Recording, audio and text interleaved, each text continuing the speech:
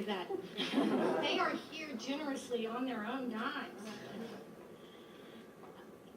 Since I took over editing 20 years ago, my two submissions, get it, submission, have been introducing new writers. For example, the second and third place poems in NCLR's James Applewhite Poetry Prize competition last year are both poets' first poems ever published.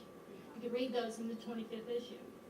Under blind review, all the way through the competition, these two poems made it to being selected for second and third place by James Applewhite himself. When I find out something like that from writers upon contacting them about their submissions, all I can think is, I love my job. I love my job too because I get to meet people like Michael, Philip, and Jim Applewhite is here. Wave, Jim. Jim is here as well too. Alex had A.R. Ammons. I have Jim Applewhite, who gives me poems for every issue as well. And we have in the audience today too some of the finalists from last year's James Applewhite competition. Jennifer Wise and Cindy Thompson from the year before. Did Stan Apsher make it? He was feeling not well, so maybe not. Okay. After working with writers, it's so nice when I get to meet them in person at an event like this.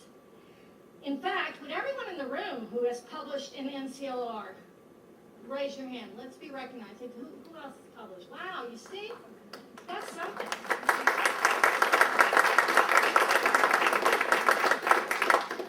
My second submission as editor is reintroducing neglected or forgotten writers, like the essay we published by Liz McGuffey, who's here today, on Mary Hancock. And you can get a Who is Mary Hancock button that Liz brought to today that's over there at the table, and you can find out who Mary Hancock is if you get a 25th issue.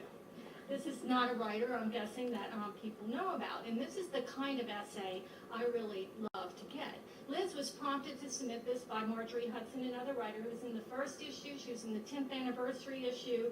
And she was interviewed by another of her workshop writers, Ann Anthony, for the 25th. Did Ann Anthony make it? I don't think she was going to be able to make it. Marjorie has been helpful in bringing more content to our issues. And that's the thing about the North Carolina writers. They are so incredibly supportive of each other. Our next speaker is going to tell us a little bit about that. Ed Southern is the director of the North Carolina Writers Network, which has been mentioned, and it being such a unique organization here in North Carolina as well.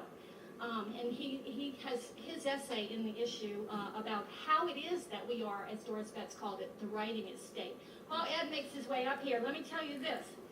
I've enjoyed collaborating with the Writers Network for almost 10 years now, or 10 years, on the Doris Betts Fiction Prize competition.